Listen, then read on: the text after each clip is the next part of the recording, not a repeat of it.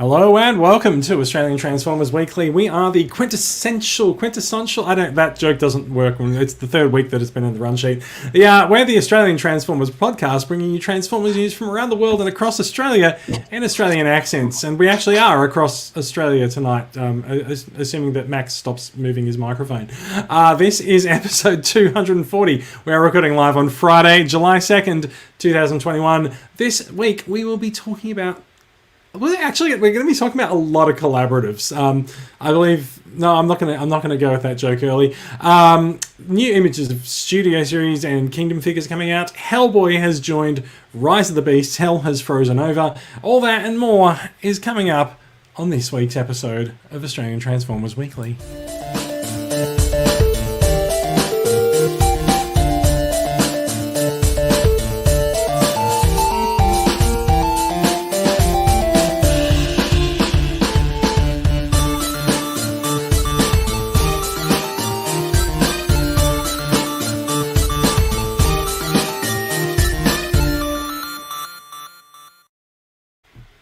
Look at all that music and all those things playing around. Isn't that nice? It's very fancy. I know it's quite pretty, isn't it? Welcome to the show, everyone. I'm Jason. Joining me this week, we've actually got the old school crew back for the back. It's the first time we've had the three of us together for a while. Max and Brad coming to us from Victoria, and Max is coming to us from Adelaide. So this is, as was pointed out in the TCCA video chat on Wednesday night, this is now Shattered Glass Australia. Melbourne's out of lockdown and Sydney's in lockdown. So yeah, I don't really know what's happening. I thought Adelaide was in lockdown, but it turns out it's just Max. Yeah, it's don't cross the state border now because you'll be stuck in your house for the next 2 weeks. Yeah, pretty much. So you were in the Northern Territory when all hell broke loose. Sorry, there was a COVID outbreak, but all hell broke loose. I don't know what just fell down in the background there. And Brad, you've been quite safe from the whole thing out in country Victoria, but you still get caught up whenever Melbourne has a hissy fit. Yeah. We all seem to be out of it for the greatest time, and then all of a sudden just a couple of simple errors by some people and it's all back in again. But we can still order online, we can still pick up some figures and still enjoy our hobbies for the most part, as long as it involves staying at home. I mean, look, most of the time enjoying our hobbies for us does involve staying at home where we can see them. I actually have to have a COVID test tomorrow morning, first thing in the morning, because I went to a Kmart store in pursuit of Transformers and someone else who's been a confirmed COVID case. Oh. I don't know if they were in pursuit of Transformers, let's be honest. But yeah, they were at the store at the same time, so I need to go and get a COVID test. I found out very late this afternoon, so fantastic. I've gone 16 months without having a COVID test, and now I've had 2 in 2 weeks. Or I will have had 2 in 2 weeks. So, how's that air quotes vaccine passport working for you since you've been vaccinated, and that should warrant some sort of privilege? Well, so I am vaccinated, but being vaccinated doesn't stop you passing the virus on to someone, so fair enough. Anyway, it's probably enough COVID talk and enough lockdown talk, because it happens every other in fact every other thing that people have on their phones. So I'm just gonna say how many collaboratives got announced or leaked this week. Are we all excited about collaboratives? Ooh, Amazon! Yes. Everyone loves Amazon, don't we? I mean, we do. We actually do at the moment, because Amazon's the only place that is reliable enough to list all of the upcoming Transformers in Australia. So, if the price of getting upcoming Transformers in Australia is that we need to purchase an Amazon Prime truck, Amazon, shut up and take my money. We're all guilty for having multiple primes in our collection, so why not a blue one? Yeah, exactly. That's Magnus. Why not have a blue prime? In fact, no, there is a blue prime. There's one on my shelf behind me. In fact, everything on the shelf behind me is blue tonight. So, yeah. it's been caught swearing off camera. Let's start talking about some Transformers news, shall we? Let's bring in the screen share and look at that. Look at that beautiful new Seeker that's just been released. So MP52 Starscream is out now around the world. Not really anywhere particular in Australia unless you import it, but give it some time.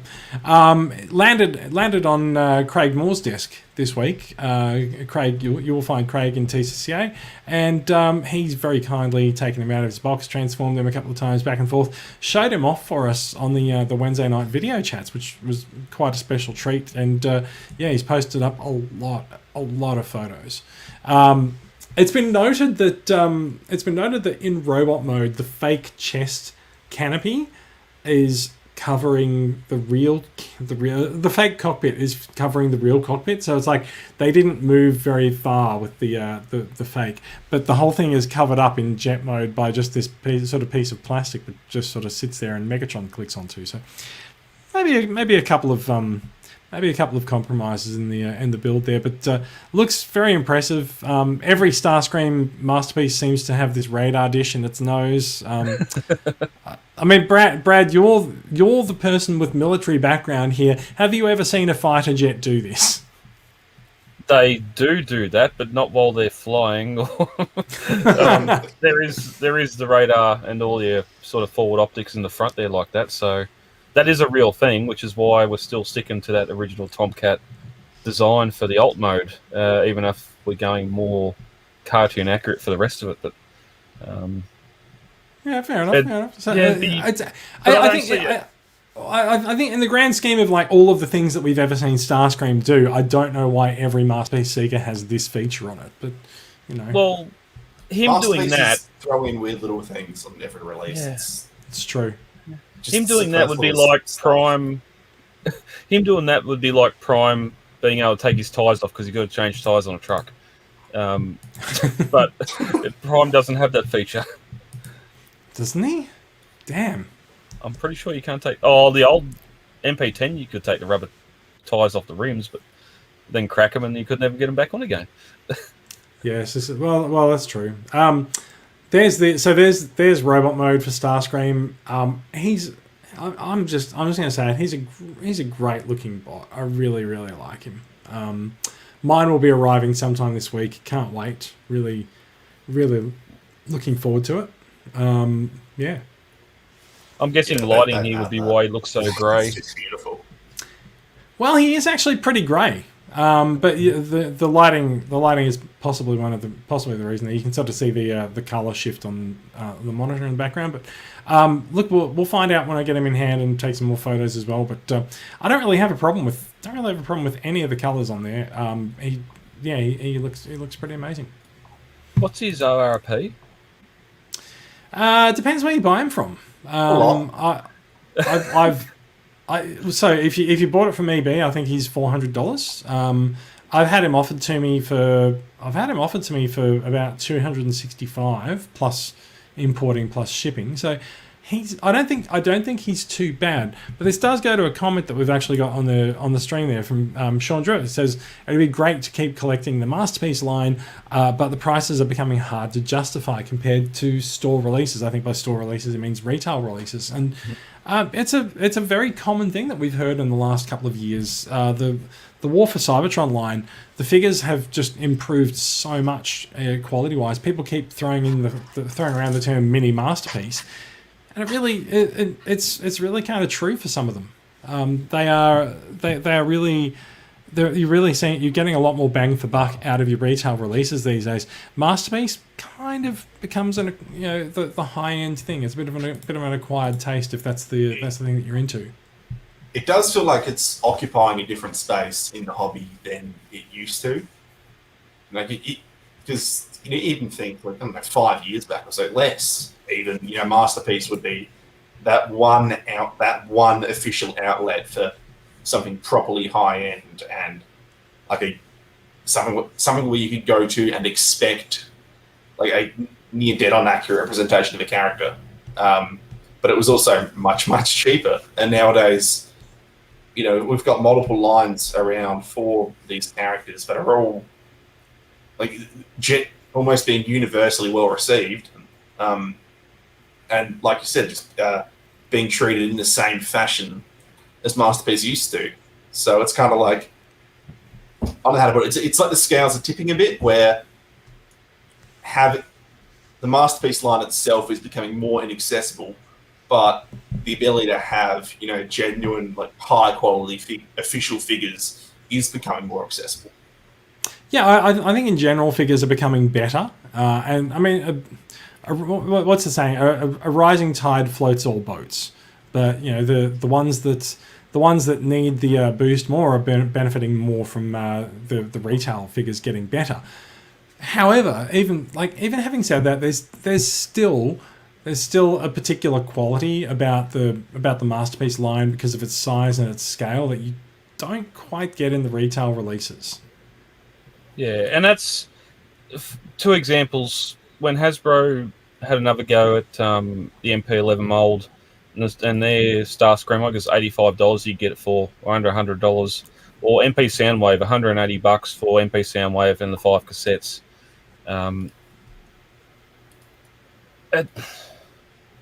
Yes, they might be getting more cartoon accurate, but are they actually better figures? They're more finicky. You've got to be really careful with the smaller parts transforming, and this is sort of going back to your Megatrons and other sort of stuff in the past, both Beast Wars and the Masterpiece Megatron for G1. And also, too, if you have the previous figures, I've got this original the Masterpiece Seekers. Are you gonna try and sell them? Oh yeah, mine are going. Yeah, okay, yeah. Mine are all going. I'm in on Starscream, Skywarp, and Thundercracker, and all the old Seekers are going to go because they're all going to get upgraded to this form sooner or later. Yeah, and you can guarantee Starscream's coming. The rest are going to come in as well. So you can. They've already been announced. They're coming out 3 months apart. Yeah. So like we'll see Thundercracker around October, and Skywarp should be December or January. It might slip a little bit given that that's the end of the year. I'm totally in for it. I think these photos look great. I'm really thankful to Craig for sharing them as well. It's good to see someone in Australia getting them in hand first too. Like, well, not you first, but someone in Australia getting them and sharing those photos out too. Oh, look, we've definitely had enough of people in Australia getting figures first in the last few months. But yeah, I think this was an import from one of the Japanese retailers. So they sent it out and shipped it in mighty quick, hands down. So I'm also just really happy to see some. I'm happy to see some nice in-hand pictures in an environment that's not just like sort of some random person's kitchen bench or something. Like I've been to Craig's house. I've seen his desk. Like I know where these figures are. I know the scale and the things that are around him. So it's always nicer to see in-hand photos from people that you know, right? Mm-hmm. Final word on Masterpiece. Jacob Babick says, "Bring back some diecast." You know what? I've got a box in Singapore with 4 Masterpiece Starscreams in it. One of them is Jacob's. It's over 5 kilograms. I wonder if there might be some diecast in this guy because it's pretty heavy for a Masterpiece figure about that. Well, they still chuck in a few bits and pieces on each release, don't they?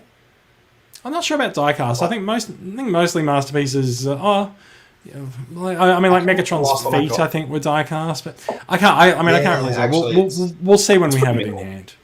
Yeah. But anyway, a diecast Megatron weapon would be something. It's not part of the figure, but still a nice, solid little Megatron gun.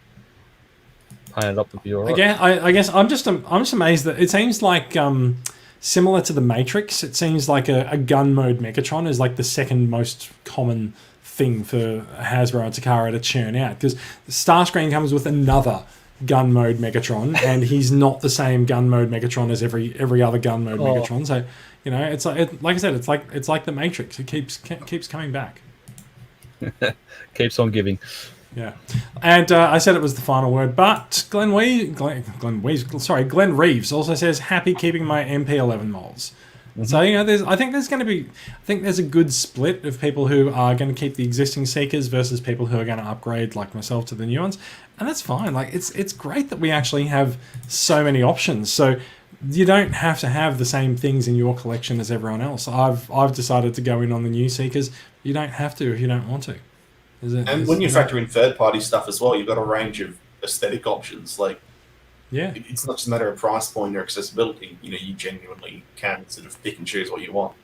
That's right. There's an almost full range of Make Toys Seekers out there as well. So if you were sort of, if you're looking for other options, Seekers, because maybe the Masterpiece line's not doing it for you, there's definitely other options for Seekers that you can put alongside in your Masterpiece shelf. Yeah, that's going to be a theme for the night, I think. Is it? It's not. When we get the Kingdom stuff especially. Yeah, fair enough. Before we get to the Kingdom stuff, we are going to quickly talk about Kingdom. Oh, well, I said before the Kingdom stuff, but here it is. Kingdom Red Alert is out now in various parts of the world. He has been spotted in Canada, and he's been spotted in Canada, and he's also been released in Asia, and there's a box full of them winging its way to me. So it should be. I should have him next week, hopefully for the podcast. We'll see how my freight forwarder does. But yeah, Earth Mode Red Alert. We've seen more of Earth Mode Sideswipe than we have Red Alert. This guy is not been officially revealed by Hasbro. He is said to be a Walgreens exclusive in the US, which puts him on a par with Siege Ratchet and Earthrise Blue Streak. Just in case you want to know how hard this guy is going to be to find in 6 months' time.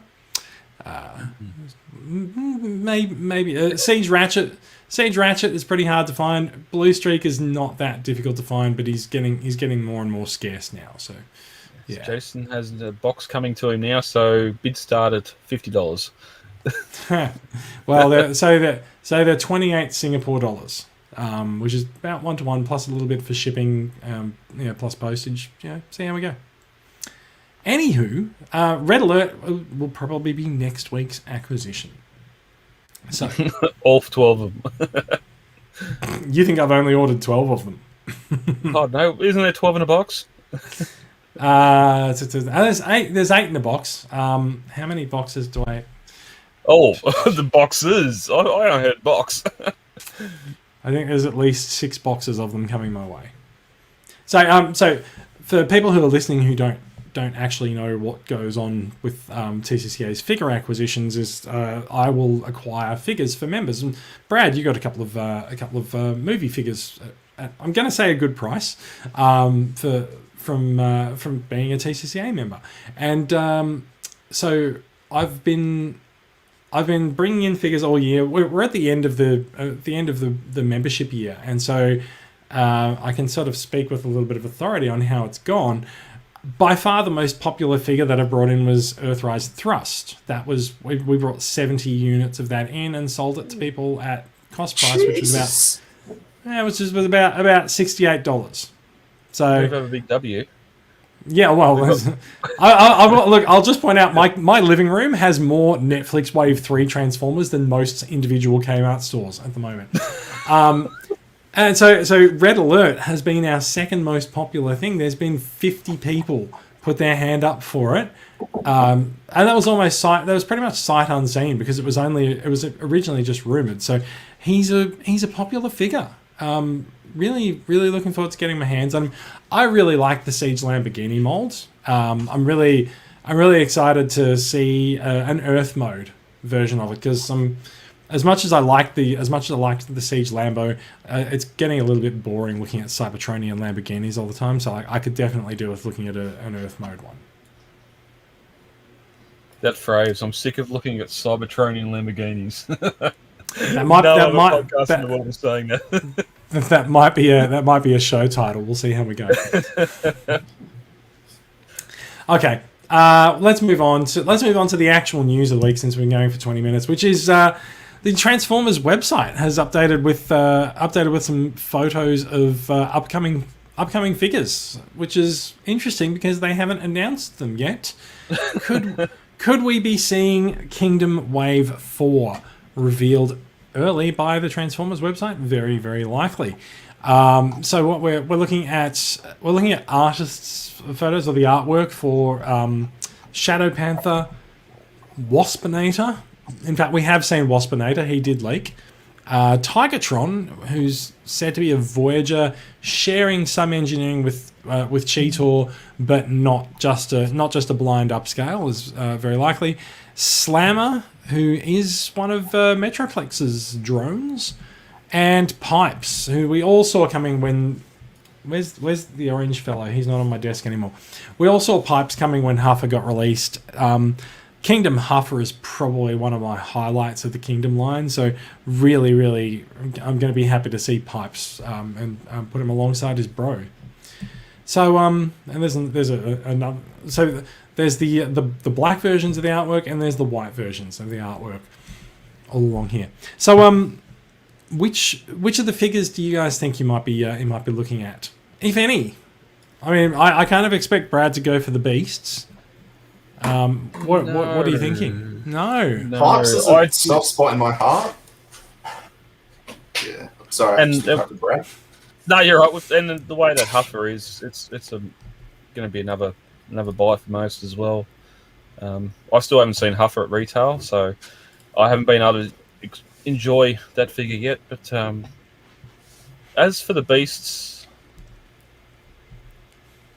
the theme carrying on from the Masterpiece stuff is I've got the Masterpiece stuff. I have got the Kingdom Megatron here to talk about later. Do you buy a line or do you buy to complete a character set? With the Beasts, are you buying Kingdom stuff to fill in for Generations and Masterpiece until Masterpiece ones are eventually made, even though the scale's a little bit different? Nothing I've seen from Kingdom yet would make me replace what has come previously with the Generations.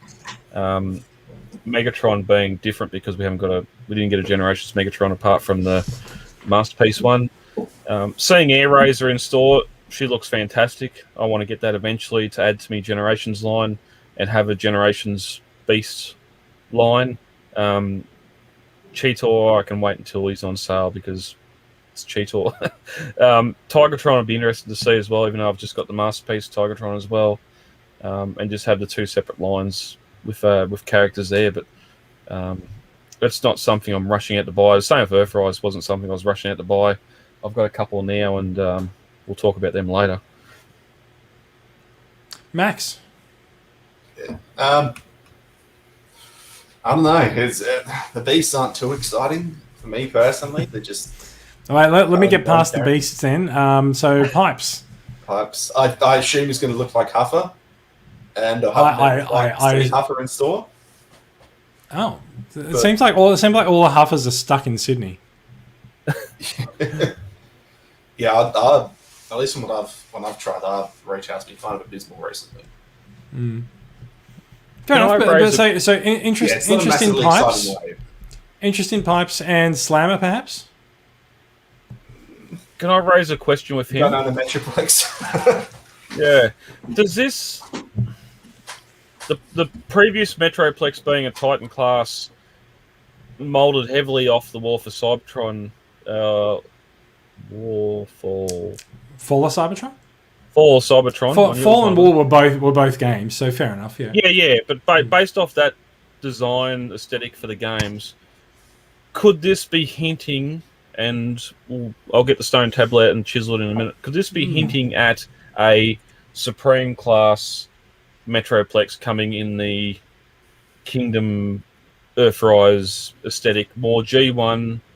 We've never had a proper G1 redo of Metroplex. That other Titan Metroplex was a big old Jaeger, looked like a dude with a big torso and long legs. So can we get a G1 looking Metroplex out of this newer aesthetic in a Supreme class? Do you mean Commander class? Or commander Car- class, whatever the whatever the big Jetfire. fuck off robot is. Oh, commander class. Yeah, okay, yeah. yeah. I don't know. Like, I mean, if they're going to do a redo of one of the Titans, it's going to be Metroplex, just because that's the oldest, old. and it's coming up on 10 years now. Mm. And like, Does it it's have to kind be of a Titan, universally regarded as the weakest. But it's also, if they were going to do that, like, it's a lot of money. Like, it's a lot of plastic. I think if they were going to redo a Titan, it would be Metroplex, mainly because yes, the old one is from 2013. The engineering, even engineering in 8 years, has moved on leaps and bounds. Like Scorponok and Omega Supreme, while they are slightly smaller, the engineering in them is just head and shoulders above Metroplex. So I think it would be interesting to see a redo of Metroplex. I don't think you could possibly get Metroplex at Commander scale, or Commander doesn't really have a scale, but the Commander price point, we know what you get for a Commander price point now. It's Rodimus Prime. So like that doesn't. I don't think that lends itself to a. I mean, he's a city bot. He needs to be a Titan. I think it's interesting that we've seen rumors that there's a Titan scheduled for next year, but no one really knows what it is. We've got the Arc. In fact, we've got the Arc coming out in the next month or so. I should have the Arc next week. We'll see how we go. And there's rumors that next year's Titan will be the Nemesis. I don't know if that's really that necessary, but yeah, it's whether or not we're going to get a new Metroplex or not, we'll find out. So, yeah. Well, you've commented previously with whether or not Rodimus is worthy of the Commander class. Like Skylink's here, just the weight. I was surprised how heavy this sucker was when I got it in the box, and the amount of plastic in it. And for the size, it's nearly the same size as what a G1. You add all the plastic and whatever else to it. It's nearly the same as what a G1 Metroplex would be. And really, the other Titans in scale with everything else. I mean, they're not, but it's not going to be a G1. Like they won't suddenly pump out a toy that's a G1 figure. No, but you add all the detail and a little bit of better engineering to it, so it has knees for one, and maybe ankles. That's the main criteria, is that it must have knees. Look, I agree with Glenn. Glenn says if they're going to redo Metroplex, it has to be Titan class. And also, random Facebook user says I really do want a Metroplex 2.0. Mm-hmm. I tend to agree. I think a redo of Metroplex is in order. Yeah, no, I just thought if they're going to start doing his minions or counterparts, maybe it's hinting that there is something else in the pipes. But we'll see. We'll see what happens. No, Pipes is different. Pipes is this guy. Touche. Yeah. I will just point out, as Del Victor's pointed out in the chat, they did say that Slammer is intended to work with Metroplex, and yes, it says in the character spec for Slammer says add to the deluxe Metroplex drone collection. Fans can add this figure along with War for Cybertron Siege 22 Autobot 6 gun, that's a lot of numbers, to their deluxe class Metroplex drones collection, sold separately, subject to availability. Now, whether that's going to be a new set or if they're just saying, hey, put these two together and they're Metroplex's drones, we'll see. We'll see. All right, let's move on. We've got a couple of reveals from Studio Series, which is the line that I think Brad might be more interested in than I am generally, unless it's the Studio Series 86 spots. But we are looking at leaked photos of the Studio Series redos of Jolt and Sideswipe. Now, these bots are brand new interpretations of these characters. I will say that Sideswipe is one of, I think Revenge of the Fallen Sideswipe is one of the very few movie bots that I actually have in my collection. So, the Sideswipe's pedigree for actually being in my collection is good. I may pick this guy up if I see him. We'll see. So there's a look at Sideswipe's robot mode on some random person's floor, and And the next one is Jolt, which I will put this up with Chalice Hartman's comment. Oh god, the Jolt is so ugly in robot mode. I would put it to you that perhaps they're all ugly in robot mode. Yeah, and there's a photo looking at behind it too. There's a lot of car kibble on that figure. I've got the Revenge of the Fallen Jolt. Oh, there is too. I'm happy. Yeah, I'm happy with that. And Sideswipe, I've got the original Revenge of the Fallen Sideswipe. I've got the convertible version for Dark of the Moon. I don't think I need to do another one. Some of the Studio Series stuff that it just makes me wonder if people that missed out on the original stuff can now get these figures to replace holes in their collection. But if you're lucky enough to have the originals, do you really need to update them? I think in general the updates in Studio Series have been worthy because they do bring modern engineering, things like ankle tilts and the like into the line, and those are things that we didn't really have until a few years ago. Whether or not you, I think the question is sort of whether or not you actually care enough about the getting optimal versions of the characters from the movies or from those ranges. I don't know. I can guarantee that will not fall over when you bump the table or bump the display like the original ones. It will have a lot better contact to the ground, may I say. This one, maybe yeah. This one will be fine, especially when I stick some blue tack under its feet. Whatever. Oh, yeah. The original ones were very bad for keeping upright. That's why you put blue tack under their feet. No. Anyway, these figures have leaked out. These guys are said to be coming, I think, 2022. I'm not entirely sure. They might be out later this year, but I haven't been keeping up with the rumors on those. But I think we're done with Bayverse characters for the I think we're done with Bayverse characters for the rest of the year. But yes, but it's interesting that they're still coming out gradually. There's a couple of these still movie figures coming out in Studio Series. When they started announcing the Studio Series 86, I thought that was going to be a jumping off point to sort of leave these movies behind and go back and start doing those movies. But this, Dino, we're still getting these little droplets of movie figures in the current line. So Studio Series is still the line in which you will find movie-inspired figures. It's just having a bit of an 86 moment this year. And there's plenty of older Bay movie figures still to pick up on. Yeah, but there's still plenty coming out. I mean, like we've had Bumblebee, Starscream, and B127, things like these. They've come out while Studio Series 86 is coming out. There has been another wave since the initial Studio Series 86 wave came out. Hot Rod was repacked alongside a Bayverse Voyager. So then it's not like they're all 86 all the time now. There's still a bit of a spread, but obviously being the anniversary of the 86 movie, you know, they're gonna go hard on some of the classic characters. Yep. Also worth noting, like there's a new movie next year, so we'll be seeing a lot of stuff. Like we'll be seeing a lot of expansion of the line just because there'll be a whole new movie's worth of designs to go for. Yeah, it will be interesting to see whether or not they actually make a new line for Rise of the Beasts, or if they actually just continue using Studio Series as their movie bot line. Yeah, I guess with Bumblebee, they had sort of more kid-friendly figures, just like as a Bumblebee movie line, but then Studio Series was anything ostensibly high end came out there. So I can imagine it's sort of be the same approach. Maybe they'll just be Kingdom repaints. Well, we also had with Bumblebee too the less. Sorry. Just go back. Did you say Bundlebee? Possibly. Fair enough. Possibly. Possibly.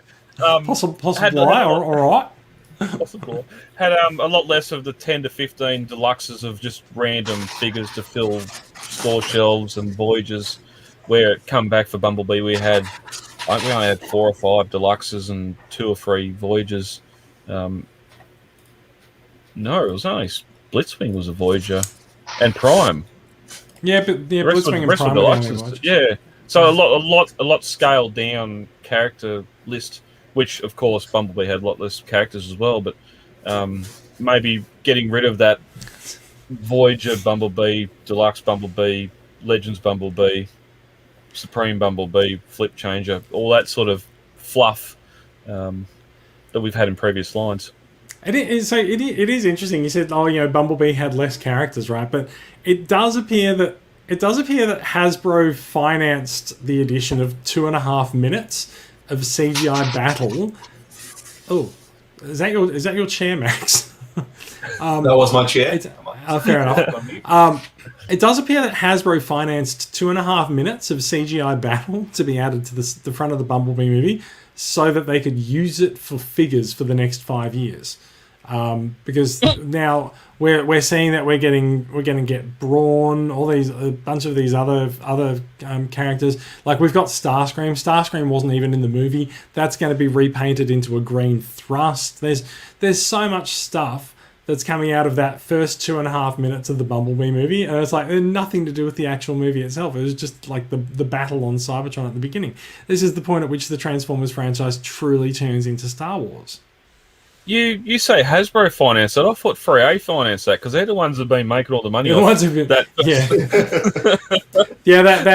they may have financed it with like a 2-year exclusivity deal because it's only now that Hasbro's getting around to making the figures. Yeah. So are we going to get a Hasbro Soundwave that transforms into a box with the Hasbro speakers on? There's been a Soundwave Voyager rumored for like the past 2 years, for almost 3 years. Yeah, I have it on good authority that there's a weekly meeting in Hasbro HQ where they're trying to figure out how to make Soundwave's thighs work as a toy. And that working group also advises the Shockwave development group as well. Yep. All right, let's move on. Guys, I think I'm going to go with the joke now. I think it's time to stop, collaborate, and listen. Collaborate, innovate. I could just stop. Hasbro's back with a brand new invention.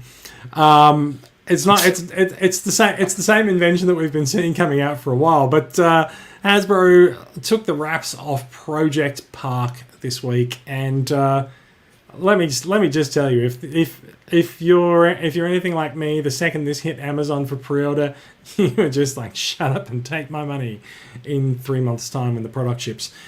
We are looking at the Transformers Jurassic Park collaborative set, which is the very first collaborative to actually feature 2 figures. We feature a Kingdom Megatron repaint into the T-Rex from Jurassic Park, and she is Tyrannicon Rex. And then we feature an all-new Jeep. It's a 4-wheel drive. It's a licensed Ford Explorer, so it's definitely not a Jeep. An all-new mold with the least imaginative name that I've seen in a long time on a Transformer, Autobot JP93. It's okay, come back, Bumblebee B127, all is forgiven. So, we sort of know what to expect from we sort of know what to expect from the T-Rex, right? But I think it's pretty cool that Hasbro's putting out 2 figures in this set, and also it's our first Decepticon collaborative, but it won't be the only one for a very short period of time. It's our first Decepticon collaborative, and it gives you the ability to recreate that iconic T-Rex to car chase scene from the very first Jurassic Park movie. Now, there's a lovely new paint job on Kingdom Megatron, in that he turns into Tyrannicon Rex. There's a new head sculpt. There's a new head sculpt on the mold as well, and you can also get a pretty close look here at what exactly is making up Autobot JP93. It is 93. Every time you say it. Every time I say it, I am very careful to enunciate JP93. Can you zoom in on the Megatron head? reused parts on the JP93 at all. Like, that thing looks entirely original. Mm. Yeah, so JP93 has caused quite a bit of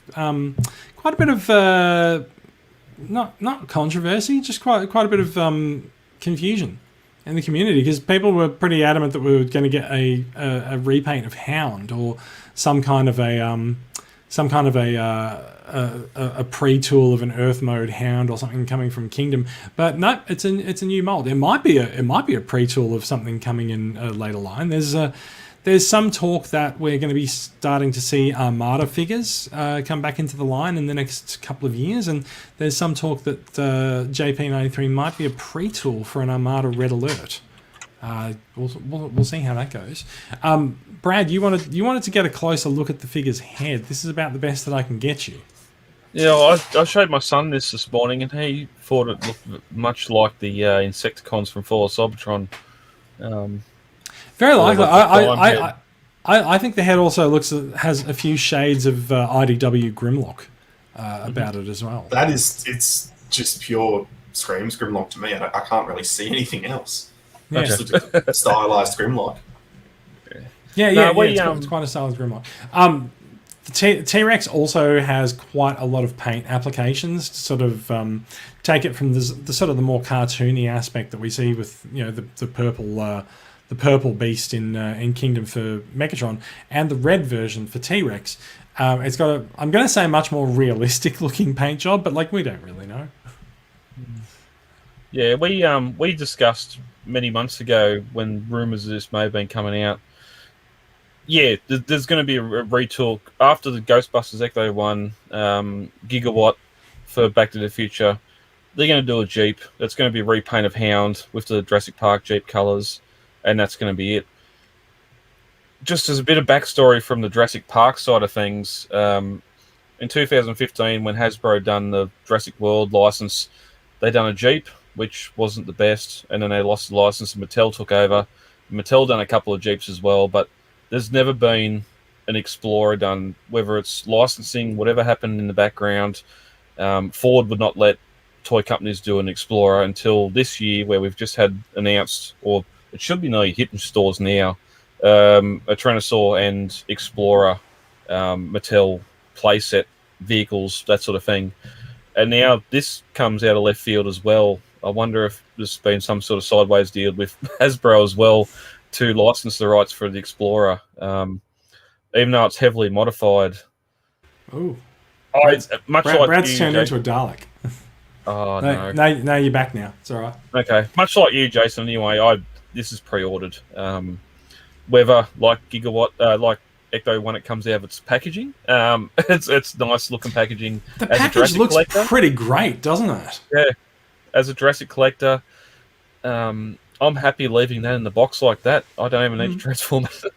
Well, so this is the thing, is that besides Transformers, Jurassic Park is definitely one of your passions. So, like I've seldom seen a Transformer that's more squarely aimed at your wallet.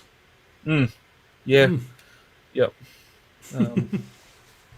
I'm just surprised that we're getting, as you said, 2 figures in this release, with what we're going to get. Maybe the other couple of collaborators we're going to talk about in a minute are helping to pay for this. Yeah. Maybe. Glenn Reeves says, not going to lie, bought this. Absolutely correct. So I have as well. So I've bought it. Brad's bought it. Max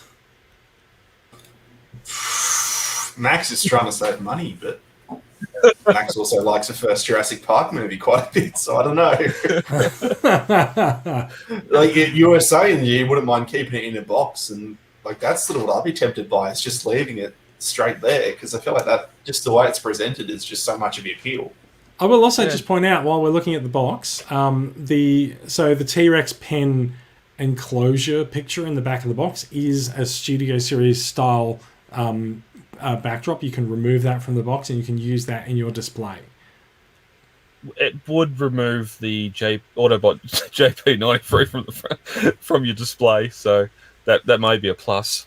Not having the names associated with these vehicles or bots. Yes, yeah, that's true. As long as you don't have to show the names, yeah. naming of collaboratives is a bit of an interesting thing. We might get onto that with the next briefly story. before you do, you've got an article up. It mentions there the price being $104 US from Amazon. Let's just put this comment up as well, because Sean Druitt actually said thoughts on the Amazon AU pricing. So as you mentioned, the American price appeared to be something like 100 plus US dollars. Yeah, That kind of makes sense, right? Because you've got a leader class figure plus a deluxe class figure, and so you would kind of expect this to be maybe in excess of about $130 Australian. It's up on Amazon for plus postage.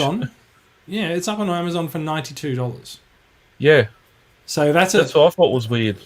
That's a pretty cheap leader class figure, plus a brand new deluxe class figure.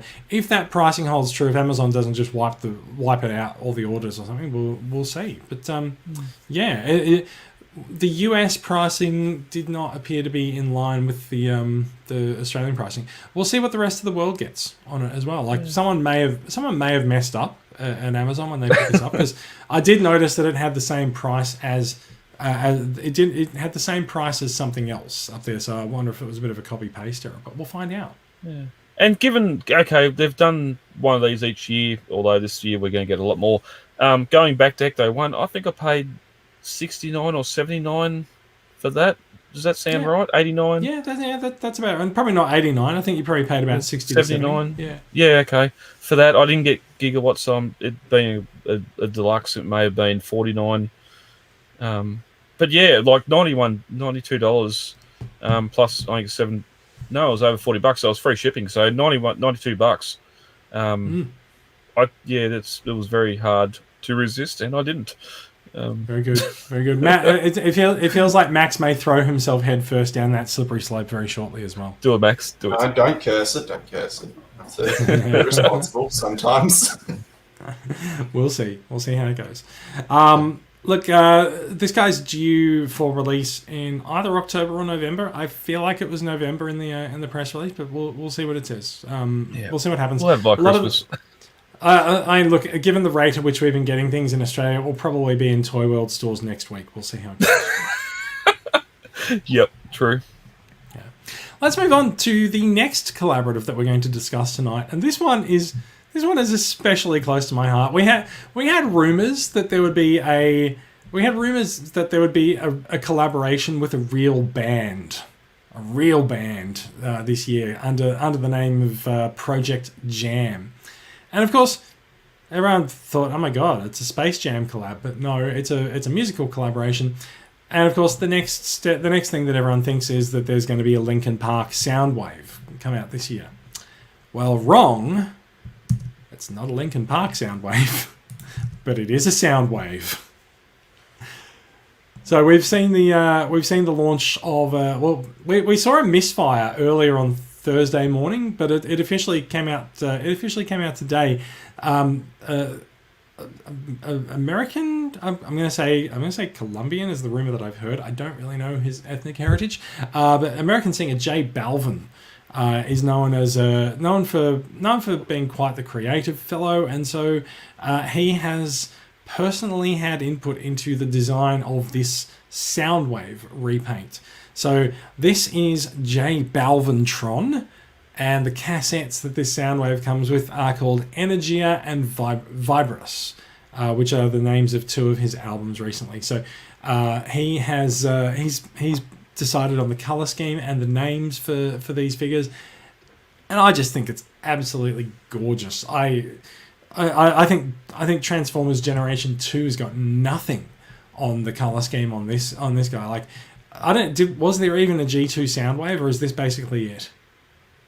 Oh yeah, I can't recall. It definitely shits all over the Linkin Park Soundwave, being that gold bronze shit plastic color.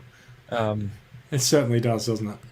Yes, and you can also repurpose him as a Constructicon Soundwave as well, in these yellow colours. certainly could. So he is an official collaborative.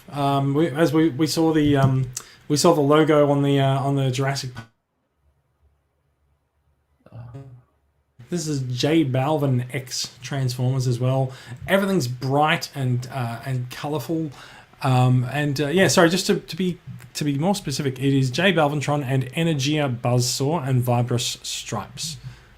So they do still carry the names. Now, if you want this figure, at the moment, we're still waiting to find out from toy stores around Asia if they'll even be able to get this. But you can see the logo on the top left of the box is the network. Now, the network is it's an online app for shopping, and it just says under it, shop at the speed of culture, which doesn't mean anything. But they do a lot of live video streams, and it's basically like an app version of the Home Shopping Network. So given that brand is on the box, I feel like it's very likely that this is gonna be mainly distributed via the network application. I don't know if the network is actually owned by Hasbro, but I think they might have a stake in it. We'll see how they go. Hasbro often releases things on the network app around SDCC time, and SDCC is later this month, so maybe there's something there. We've also lost Max. Max is actually just rage quit in disgust at this. No, They still haven't worked that Tesla battery out yet, have they? No, they haven't. But Max we haven't. Max is back to defend the honor of his Tesla battery. No, I'm not. So we'll get a bit of a close look at up close look at the Stripes repaint as well. Was that the worst figure out of Power of the Primes? Well, this isn't the Power of the Primes version. This is the G1 version. Yeah, I know, but they're homaging a figure that was there's widely competition in that line. Possibly. Also notable, this version of Soundwave comes with a big fuck off gun. That's very, very different to Soundwave's regular armament, and he also comes with blast effects. Now, check out the blast effects and the multicolors on those. Like that's just gorgeous, and it's also a good look at the alt mode for Soundwave there. Now, one of J Balvin's trademarks is the smiley face with the lightning bolt eyes, and so that effect is very, very obviously on there. Del Victus points out that this is actually Jetfire's War for Cybertron gun. I did not know that. That might also explain the blast effects, but cool. I mean, awesome. It's okay. Hasbro's getting Jetfire's mold ready for the run for Shattered Glass, so they can run off a few extra weapons. That's cool. No, that too. I know personally from my original G1 Soundwave, it always tends to tip backwards. So maybe having a BFG in his hand just counterbalances enough that it actually stays upright and doesn't fall over. I wonder if any of the I wonder about the engineering that'll go into this figure, whether it'll sort of fall backwards or not. I assume he doesn't have the batteries and the guns and things like that usually sit on his back, so maybe he won't be quite so back heavy. We'll see. Anyway, so this originally came out yesterday. It was published on the network's Instagram, and then it was very quickly removed. But in that Instagram, they said that it would be up for pre-order on July 2nd. Now, with the post removed, no one really knows what happened to the July 2nd date, but it has been revised. It's now July 13th. Now, if you do go and install the network app, there's no reason to think you can't order this and ship it to Australia, because they let you sign up with an Australian phone number and they let you enter an Australian address into your account information. So this might be as simple to order as just going onto the app and ordering it. It is US $70, so it's not cheap for a Soundwave Plus 2 cassettes, but it's also pretty darn special. So I'm really more than happy to get this and put it on my shelf. The real question is, how many do you have coming? None yet, because I haven't figured out how to order it. I'm still waiting for all my toy store contacts across Asia to tell me, light up pre-orders and tell me that I can buy it from them. But it's one of those things that pop up at all the specialty shops online. Like, it'll just be everywhere before you know it. Maybe, but the fact that it's got the network logo on the box, I'm less I'm less sure about that. And also, I think the $70 price points to it being a potentially a limited run. We'll see.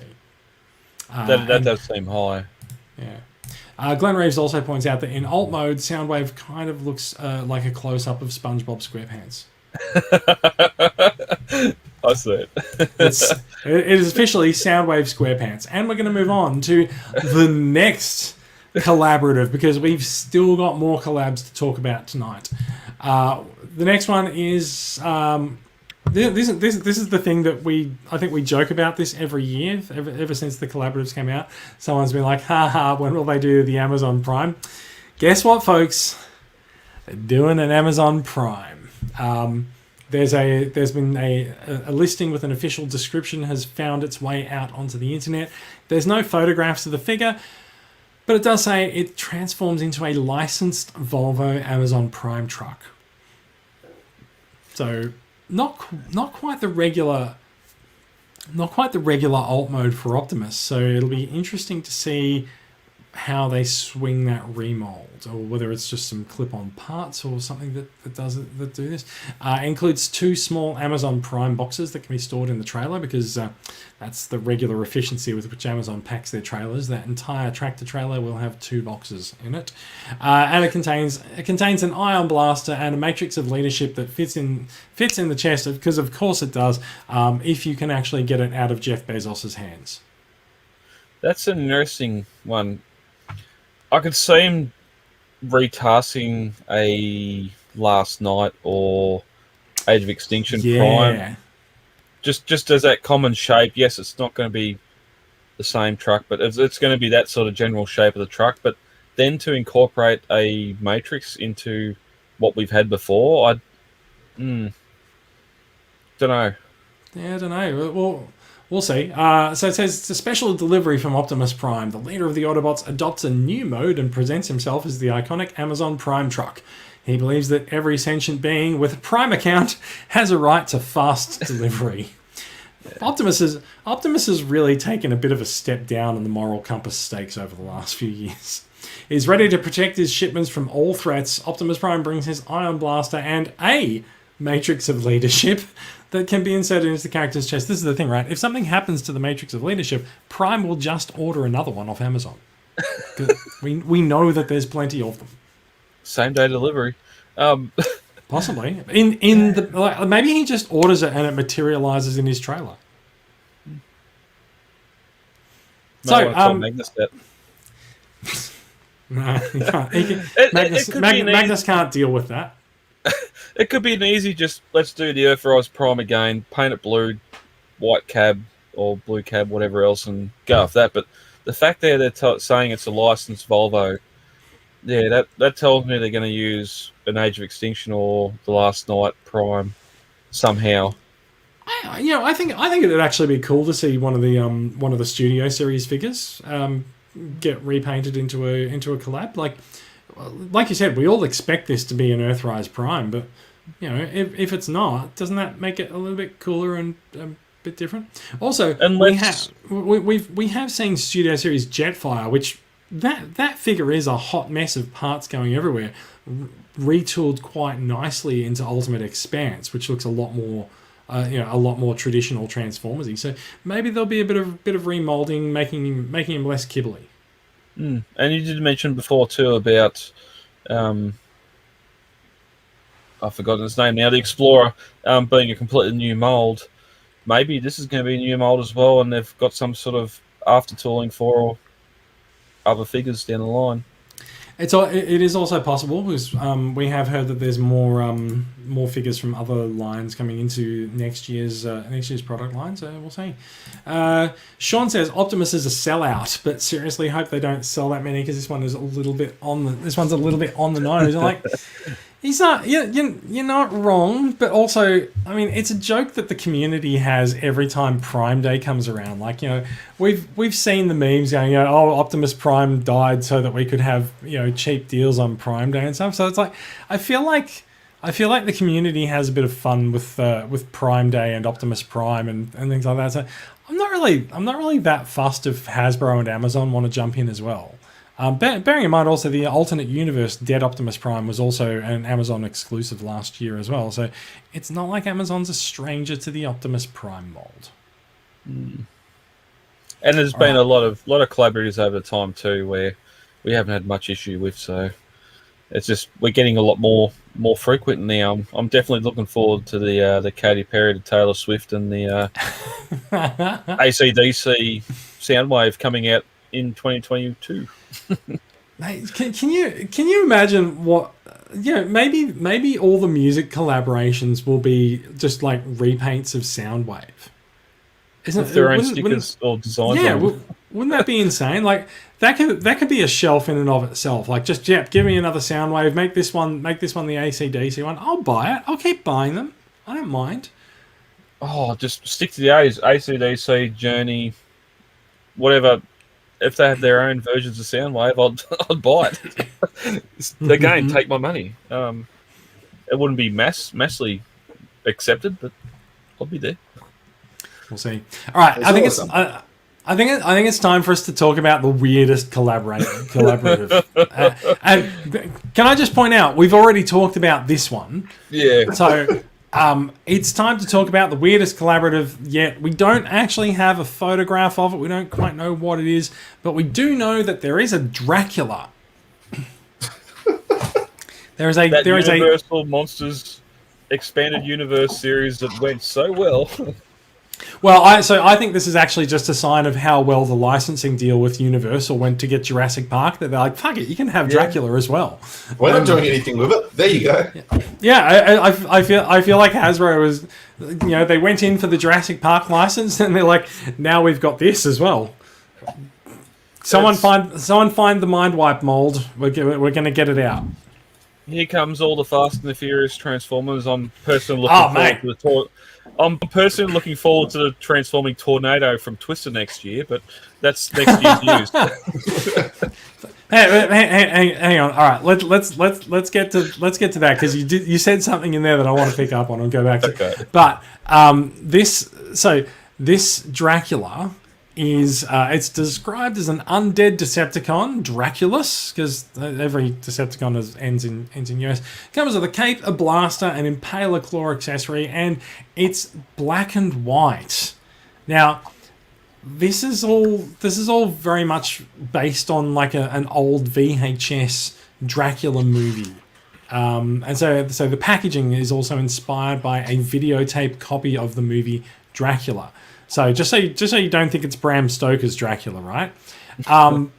Yeah, really interesting. So it says in the description, it says we're dealing with the undead, an undead Decepticon. When night falls, the vampire Draculus awakens from stasis and stalks the darkness, preying upon those unfortunate enough to cross his path. And it does say that Draculus converts into Bat mode in 23 steps, which I think if you Google it, you'll probably find that that's exactly the number of steps on the Titan's Return Mind Wipe mold.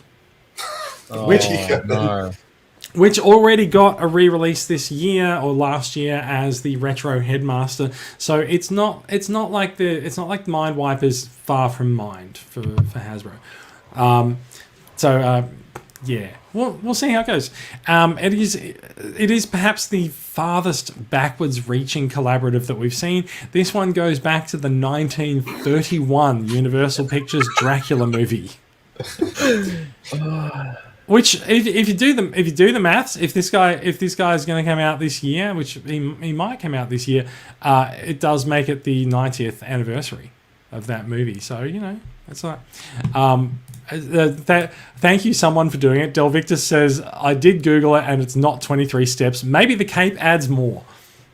I reckon maybe the blaster and the iron and the impaler claw and the cape, maybe they do add more steps.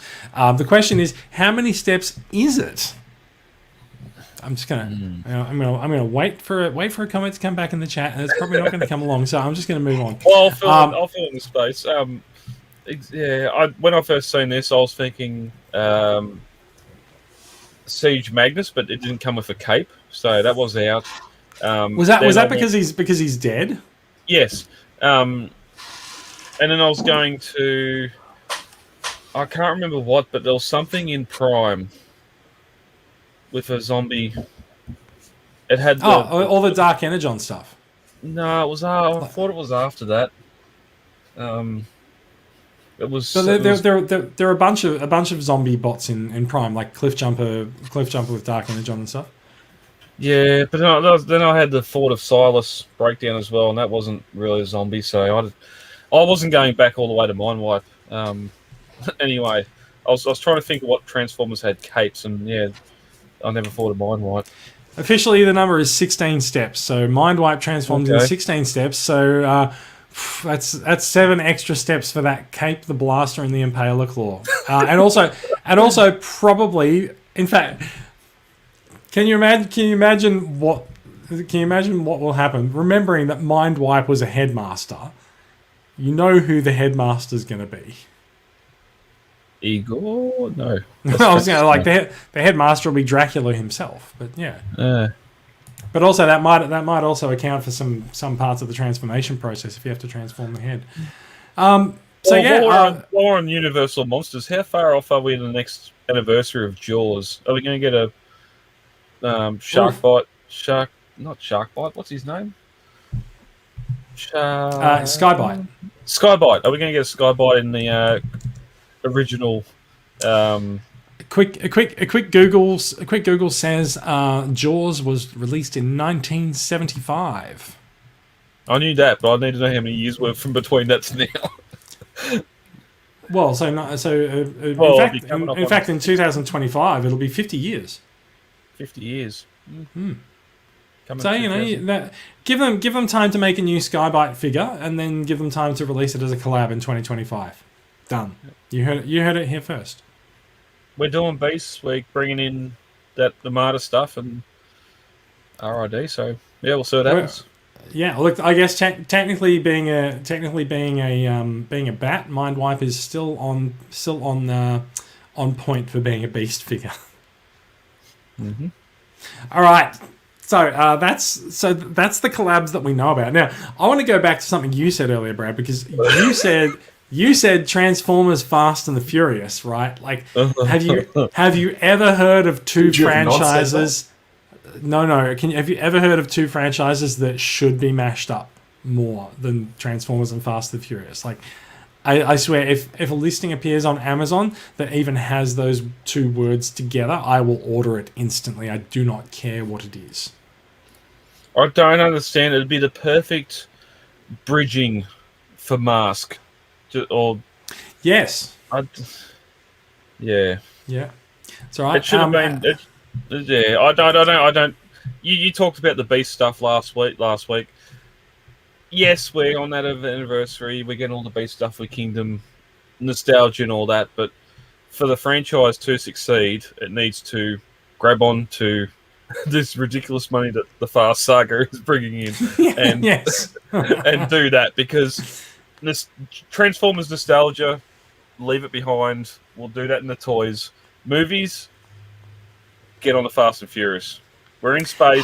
Bring Cybertron in. Holy shit! Like Fast 10 should be a Transformers movie. Yeah, like that. Yeah. That's just how it should go. We'll see. Yeah. Put the rest of the crew in space, stuck on Cybertron. They're driving the Cybertron in cars because they're not used to whatever. Do it. So Jacob says, are they supposed to transform into Dom and the other characters? This is the Star Wars stuff. No. That's the thing. They transform into the cars from the franchise, and so you can very easily do that. I mean, the cars change with every movie, but like you can go right back to the original with the muscle cars and things like that, and you know it's a pretty easy stretch for the collabs. They can just slap a repaint on any given Earth mode vehicle. Yeah, and put a Fast and Furious logo on the box, and they stick a little slug figure with it, and just go, right. Well, that's Dom. Glenn Reeves says, "Oh God, no! It fits well, but the Fast and the Furious saga is horrible." And I'm sorry, Glenn, but now I'm looking for the kick button to remove you from the chat. So sorry, but I won't have a single bad word said about my darling franchise. Like, Sydney's in lockdown, and I'm desperate to go to the cinema to watch Fast 9. I rewatched the second one last, like Too Fast, Too Furious. It's considered one of the worst in the franchise. It's a person. I love it. It's just good fun. It's fun. Everyone's having fun making it. It's just there's none of this shit behind the scenes. Just get in, enjoy a bit of junk on the screen. Don't worry, throw real world physics and that out, and just have some fun. It's something we haven't had to do with Transformers. I'll say the Transformers franchise is meant to be getting fun in the next couple of years, right? Like we're going to see a couple of, we're going to see the Bots series come on Netflix. We're going to see the comedy series come to Nickelodeon as well. Like, goodness me, if there's one thing that we need, it's a bit of a laugh. So Yeah, we've discussed that before. Yeah. Look, that is pretty much it for news. There's two brief news stories that we're going to cover off very quickly because we are a little bit over time. Number one, Ron Perlman is coming to Transformers Rise of the Beasts. Now, we talked about Rise of the Beasts last week. Very savvy bit of casting for that. I mean, you kind of feel like they knew this. They knew that they would do that as soon as they announced that Optimus Primal would be in the movie. Ron Perlman also no stranger to Optimus Primal, having voiced him in the Machinima Power of the Primes series. Oh God, that's terrible. Sorry. Hopefully, this will be a better outing for Optimus Primal than the Machinima series was. Did you just get a negative, a positive on your COVID test? What happened then? Yeah, no. I said Machinima Power of the Primes, and like my entire world just like got a little bit darker. Yeah. Brian says Walgreens exclusive Earth mode Toretto. going back to the crossovers. So Ron Perlman will be bringing his voice to Rise of the Beast. As I said, savvy bit of casting news. I'm really interested to see who else they cast to play these characters. Well, we'll see what happens. We know Peter Cullen will be in it. We don't know what else will happen. And I know there's a lot of fan petitioning at the moment to have some of the original Beast Wars cast in. If he's been signed up for Primal, and sadly Gary Chalk's not going to be in there, which may go for the tone of what the film's going to be. A little bit darker, not so much. Could be. I think we should all be glad that it's not the person doing Optimus Primal in the Kingdom series, because have you seen that preview? Oh shit! Yeah, I'm going. We're from your future. Yeah, right. Whatever. All right, let's move on. Let's move on from Ron Perlman. I will also just point out Ron Perlman looks like perpetually annoyed in this photo. I don't. They've got him with Edge of Extinction Grimlock. Of course, he's annoyed. What's this shit? It's a good point. I don't know who made that graphic. It just sort of thought, I don't know, Beast thing. Put that behind him. Yeah, put a Beast behind him. I think that might have been the news site that did that, but yeah. That him with a beard. Love it. Pity. I hope he's got a cameo on screen in the film as well, not just his voice. He does tend to do that, doesn't he? I hope so. Maybe. Yeah, we'll see. All right. Last bit of news. Super 7, the reaction line figures, they have recently announced the fourth wave of their figures, and they're celebrating Transformers the movie. The 1986 Transformers movie is having its anniversary this year, so of course we're going to get a dead Prime out of Super 7, or as they're calling him, Fallen Leader Optimus Prime. So yep.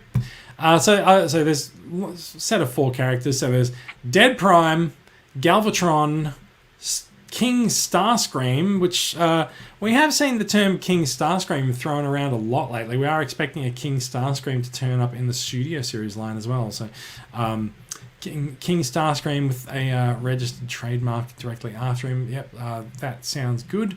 And Hot Rod. So just like everyone else who saw Transformers the movie, Super 7 apparently doesn't care for Rodimus Prime either. It's a continual funny trend with G1 Hot Rod and Rodimus, where he spends all of 5 minutes actually being Hot Rod in G1, but I think the number of Rodimus Prime figures are vastly outnumbered by Hot Rod But figures. he spent the whole movie being Hot Rod, so like fair enough. And also like you could really say that Hot Rod is the more appealing character because like once he became Rodimus Prime, he became a boring old stick in the mud, didn't he? Yeah, To the old grey nomad Winnebago with flames. Exactly. It's like the flames. The flames are just like, remember how cool I used to be? But yeah. Go back to the previous photo. Might jog my memory. What I was going to talk about. Oh, it's funny we got King Starscream now, not just Coronation Starscream. I think King Starscream might be a trademarkable combination of terms, whereas Coronation they might have some problems with. Hasbro's already got that one. Okay. No, I think the royal family might already have the monopoly on the word coronation. Or there's also a small, long-running British soap opera called Coronation Street that they might not be able to trademark Coronation for. We'll see. So there's a. I mean, can you imagine Starscream on Corrie Street? He would stick out. He would. There is, of course, also a Galvatron, because Galvatron is the character of the year. This one looks like he's got the correctly assembled arms, so that's a bonus. Well done, Super 7. And, of course, Super 7 already has an Optimus Prime figure, so making a dead version of it is not a huge stretch for them. Although I'm pretty sure that this version has the chest doors open. You can't really see it head on, but I think given the way that he's depicted, for some reason, standing up but leaning on a slab of Cybertronian metal, I think that we just can't see the chest doors open, exposing the Matrix. Also, the Matrix is not there in the packaging artwork, but it is there in the figure in the package. Good job. So yeah, look, to be perfectly honest, I picked up the Super 7 figures in one of the comic stores in Sydney, and I was really tempted to start collecting them, and then I looked at it and I was like, this thing is tiny and it's $30. Like, I could buy a deluxe class figure for that price instead, and so I did. But I get that, but have these got any personal joints whatsoever? I think their arms move and their legs move. So like they're literally action masters. And also, I will just point out that my complete and total my complete and total double standard on this front is about to be revealed when we get to acquisitions.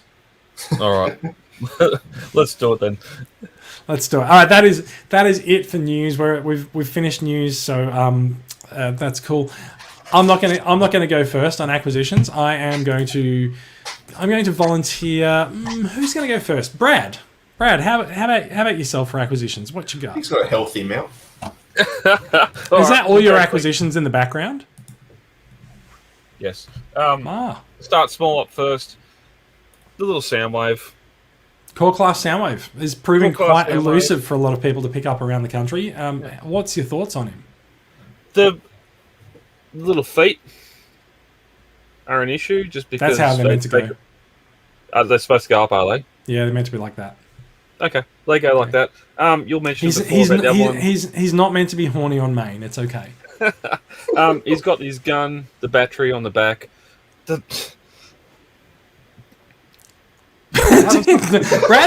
Brad's completely at a loss for words. He's just blown away. He's happy. We've commented before about having your favourite figures on your desk at work, whatever else. Having that fella on your desk, whatever else. Fantastic. Love it. Going bigger. I've only previously had the Earthrise Prime. Went to Big W last week and found a couple of figures I didn't have or didn't think I wanted. Skylinks. We all know the controversy with the previous Skylinks that, for the most part, I didn't think was too bad, apart from QC issues. Hang on. What was the controversy with the previous Skylinks? I think the controversy was shit. Yeah, all things popped off and... Hang on. What do you think the previous Skylinks was? Because there was one in Power Combiner Prime? Wars. He was a Combiner torso. Was it that one? Yeah. That one. Combiner Okay, Wars. that one. Yeah. Yeah, I didn't think that yeah, there were well- QC issues with him, but okay.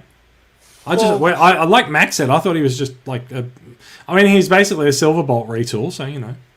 Yeah, well, shit fell off at mine anyway.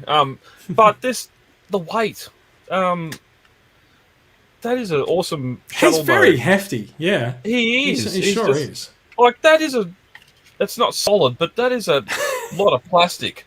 That's a lot of plastic. Retail $139 or something. I got it for $119 on clearance. I was really happy to get that, and the playability of that. The base mode, it's got all your ramps on it, so you can hook up to Grimlock's First Kitchen and all that sort of stuff. It's just fantastic. Keeping on.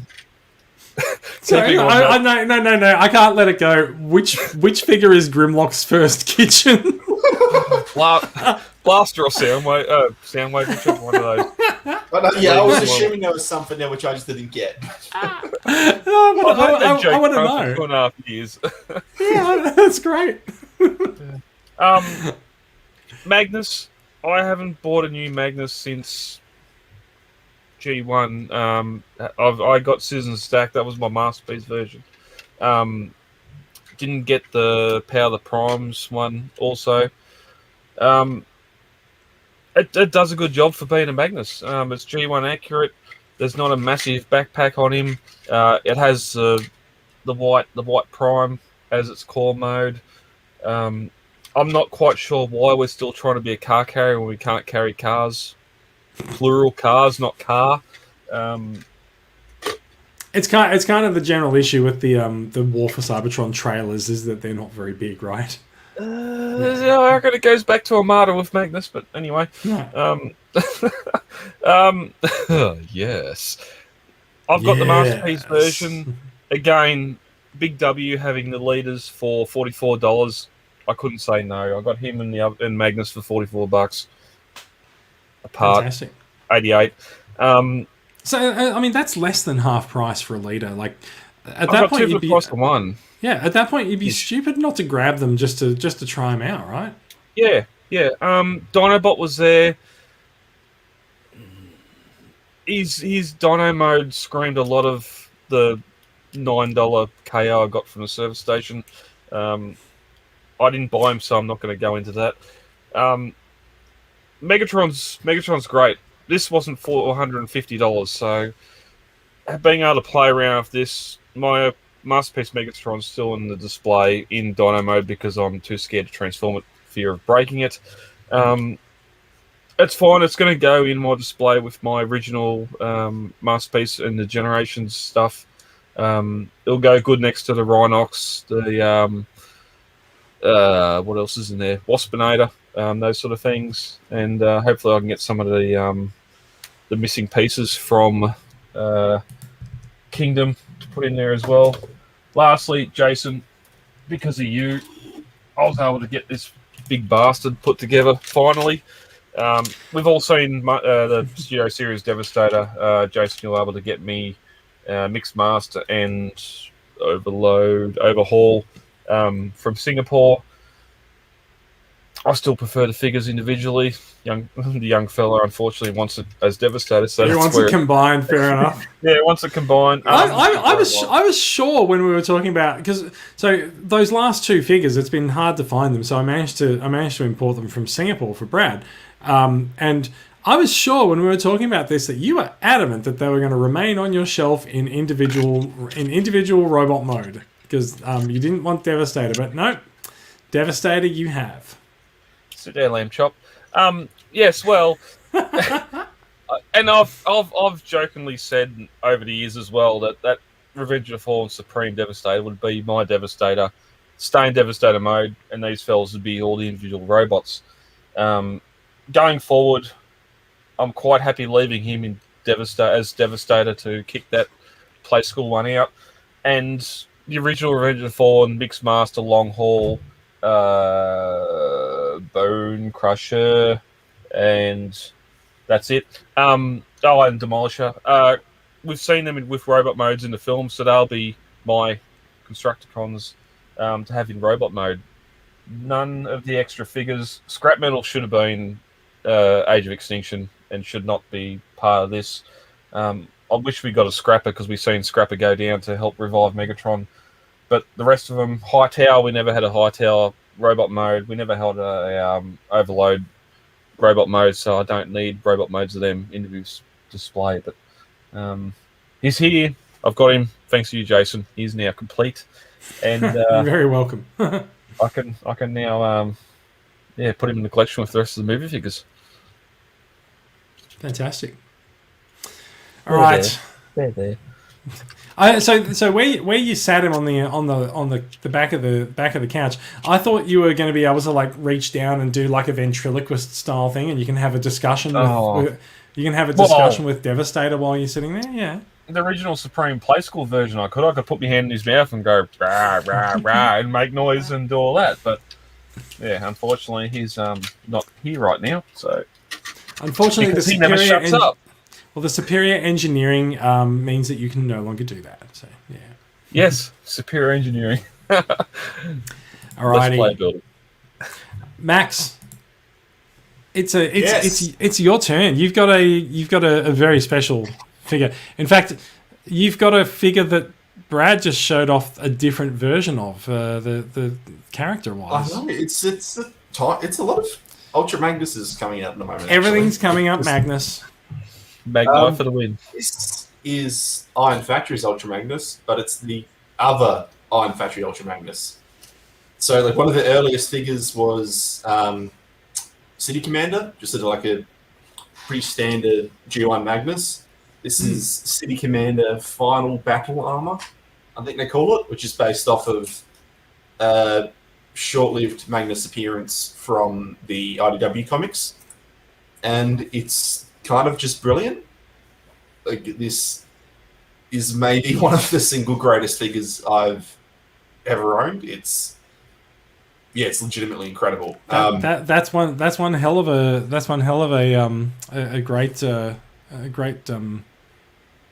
what am I saying? It's high praise. That's a great testament for him. Yeah. Wow. Praise. It's seriously just amazing. I don't know where to start. Sorry, you've got your core Magnus there, and you also have a little Minimus Ambus.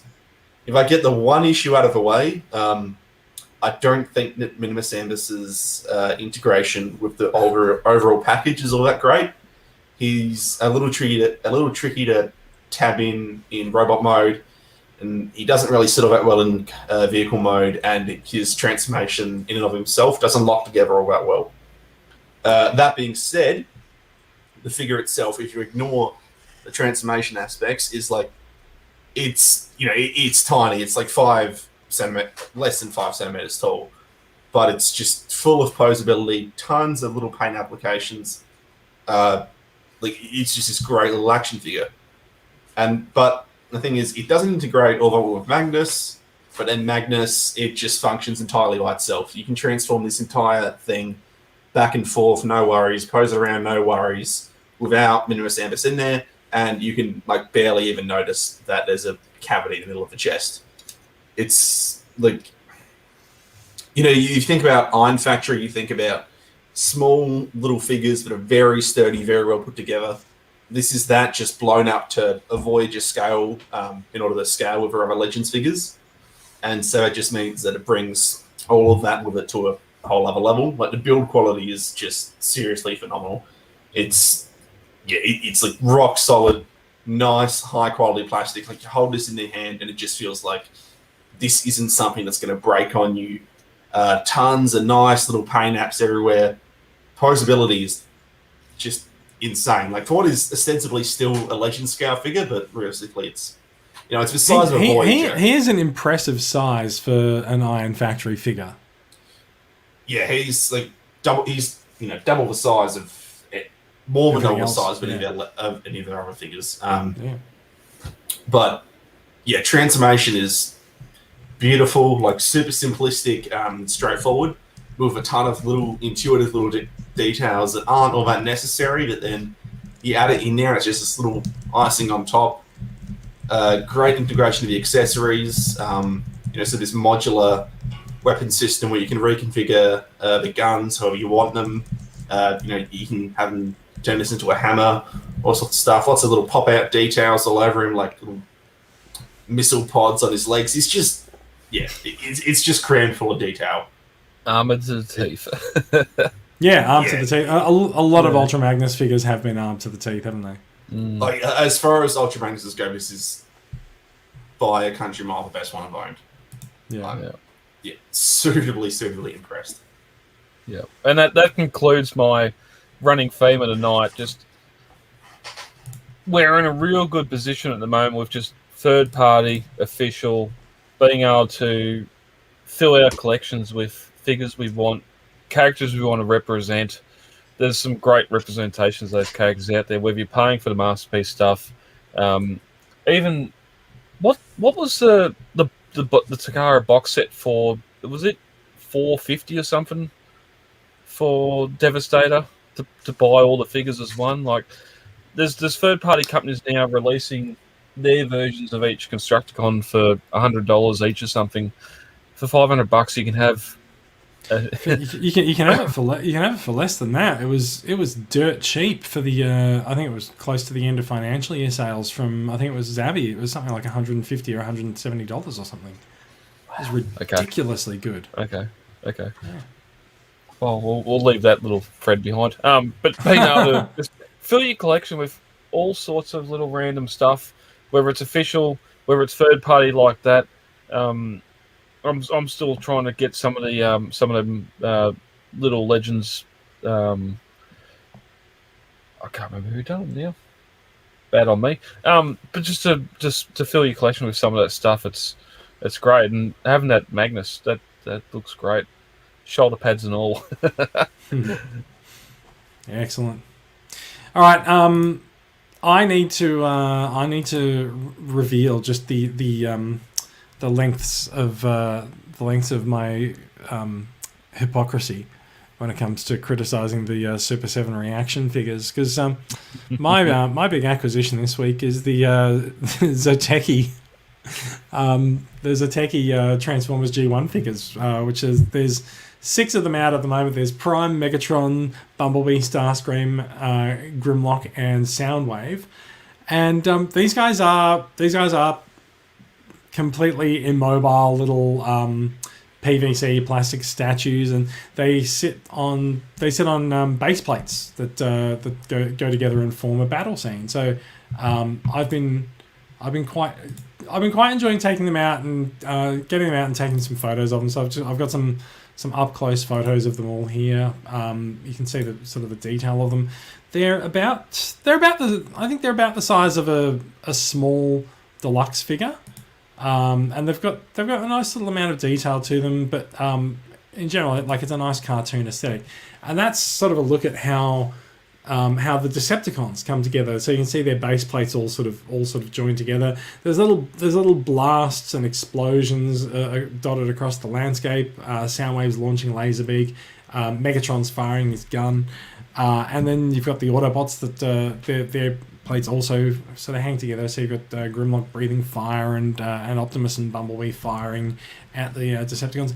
And as if that's not enough that those guys all join together, you can join the whole thing together and make one big epic battle scene that's a little bit small.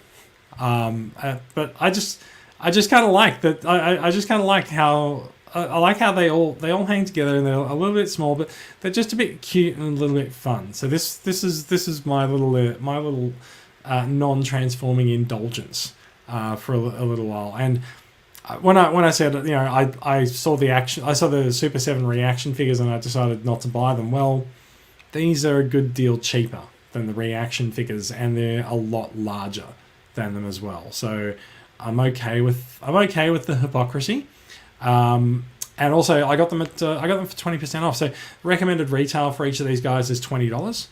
Pop Culture had a sale recently where it was 20% off everything store wide. So I got them for $16 each. So all up, I got 6 figures for just under the price of 5. So I'm pretty happy with it. Like, it's a bit cute and a bit sort of nothing, but it's just a nice little talking point to go in a display somewhere. It's not going to go on the shelves behind me in my study, but it's probably just going to go in one of the cubes in the Kallax out in the living room. So yeah, I'm pretty happy with that. Other than that, I also have spent a bit of time recently installing a new cabinet. You can't quite see off the camera to the left of me. So I've taken a couple of photos. I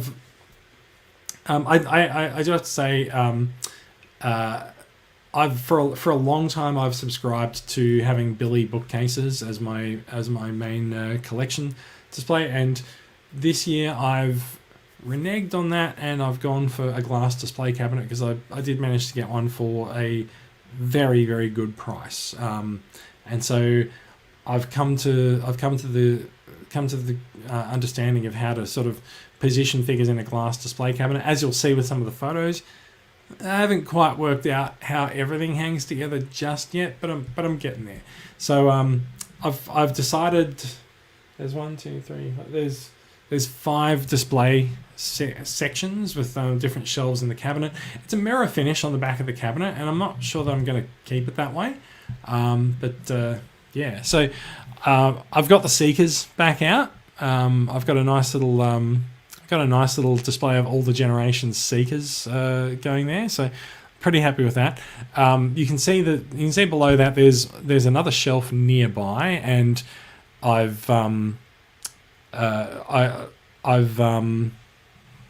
taken that shelf out below, and I've put the stuff below that up as an animated display, and so I've got Seekers there. Now I'm gonna just you guys have muted yourselves for some reason. I don't know why, and I can't. I just do that habitually because of background noise. Yeah.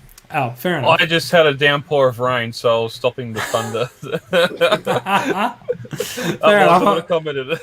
I was just like, I'm out on my own here, and no one's going to comment. So audio prosperity. You're not screaming into the void. I kind of was. So yeah, so I was very happy to bring back the Generation Seekers. Below that, above that, up the top, I'm very proud of my e-hobby figures. Guardian. Yeah, so I unpacked the Guardian Omega Supreme e-hobby repaint. He's you white. Took it out of the box? Do you know what? I had to cut the tape to get him out of the box. Shit. Yeah. Let's go! Come on. Mm-hmm. So yeah, I'm very, very proud of the e-hobby display. So I'm very happy with this up here. So that's right up the top, and you can sort of see from this photo. This is sort of why I don't really want the mirror finish at the back of the panel. I might print out some backdrops or something and stick them in the back of this, because it makes it really hard to actually take a photograph of them. Like I've had to hide behind Blaster in order to take this photo. Yeah, no, I've had that from previous displays too. But not only that, you get the image or the view of what you're displaying, but then to have that mirror you're seeing if you're in the right angle, you're seeing the stuff behind it, which is making the depth deeper, but it's sort of confusing what you're seeing at the front as well. Yeah, that's right. It makes the depth deeper, but it does it at the cost of complicating the display, I think. And we've commented before about displaying your figures backwards, that you're seeing the back of the figures, and you're seeing all those screw holes that you don't want to see. Yeah, I don't need to see the back of them. So you can see sort of below the Seekers up on the shelf above, I've installed a nice little animated display. So I've put some of my very favourite things in the cabinet. I've put the Seekers, I've put e-hobby, and I've put animated into the big display now. And I quite enjoy that this display is deeper.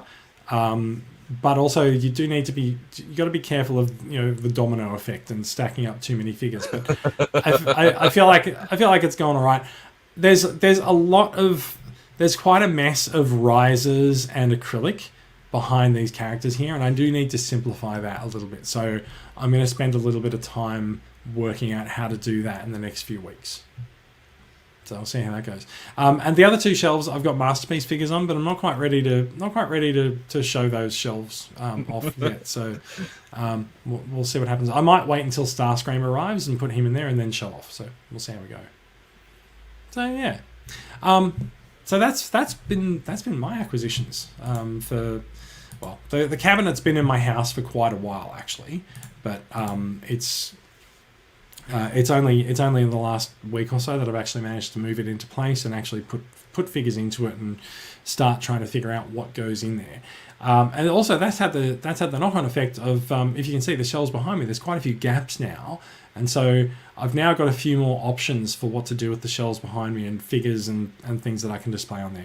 In fact, I'm going to move a bunch of things around in the study. So they say a change is as good as a holiday. So while I'm in lockdown, I may as well have a change holiday. We'll see how we go. That is about it. I think we've finally reached the end of things. I will also just point out. So we have a section at the end of the show for TCCA Club News. I would just like to just point out we have actually reached the end of the 2020-2021 membership year. We will be sending out renewal information with information about the new member packs in the coming days. Hopefully, if you're listening to this podcast on your podcatcher or something, you might already have that information by the time you listen to this. But if things get delayed, then trust us, it's coming. And hopefully it'll be worth the wait. We had our best year ever last year for the club. We had 233 members. We'd like to smash that this year. We donated nearly $2,500 to the Royal Children's Hospital Foundation. We'd like to smash that this year as well. So it's nice to have a goal and know where we're heading and see what we're going to do. So we've been acquiring some new items to put in the member packs as well. So we'll see how we go. Yeah, no, it was great. Big, massive year for the club, and hopefully continues to grow into the next 2022 financial year. So yeah, we're at that point. 21-22 is now. So someone has actually already signed up for membership. We didn't actually advertise for people to sign up for memberships, but someone has, and they're not even a renewing member either. So oh wow, that was cool. Bit of a dark horse sign up, but we'll have to get in touch with them and offer them the new options for the member pack. We'll let you know what those options are soon. Lovely. All right. That is it, everyone. Thank you for listening. The show's run very long, so thank you for the indulgence, and thank you for listening live, and thank you for listening on your podcatcher. If you'd like to find out more about these stories, yes, thank you. Interaction in the stream comments too. Yeah, thank you very much for all the live comments. We really appreciate it, and I think it's always really good to sort of have some audience opinion on the stories that we can bounce off of. There they are, and include them. Yeah, there they are. Brad's just found the comments tab in the StreamYard interface so that he can read the comments. So yeah. I'm glad I don't do it at the start of the show, otherwise it'd be a train wreck. Yeah. All right. Thank you, everyone. You can find out more about these stories in the show notes. You can get in touch with us. We're all hanging out in the Transformers Collectors Club Australia group on Facebook. The official website for the podcast is transformersweekly.podbean.com. We are Club, or Transformers Collectors Club Australia, not the podcast, is a registered club in Victoria run by volunteers donating their time, effort, energy, money and Friday nights to make it better for everyone. Our goal is to connect Transformers fans around the country. We do it by engaging the collecting community. You can find out more information about the benefits of TCCA membership and what you'll get and what we're going to do this year coming up at transformerscca.com. Heading off world, the club is also on Twitter at TransformersCCA. I am also on Twitter at JM77. Bradley, who is usually on the podcast but decided to take a week off this week, you can find him on Twitch at Groovy Guy Gaming. And I'm not sure if Max and Brad have any off-world locations they'd like to plug. I am at MainCryptum on Twitter. Mean Cryptum. I don't follow that one. I'm going to have to follow you now. No, I try to keep my personal account more professional nowadays, so that's fair enough. That's where I have all pop culture and shit posting things. Excellent. All right. So you can hear about my ramblings about Jurassic franchise over at JurassicMinutes.com or my YouTube series on traveling Australia. The Budget Adventure Show is up on YouTube, so you can head over there too. And yeah, have a look. Fantastic. All right, I'm going to add those into the show notes as well for next time. That is it from us, everyone. Thank you for watching. Thank you for listening. That is all from us, and we will be back with more Transformers news. We've managed to do it 2 weeks in a row. We're going to try in the fullness of time. We'll see how we go. Bye bye. To all one. See ya.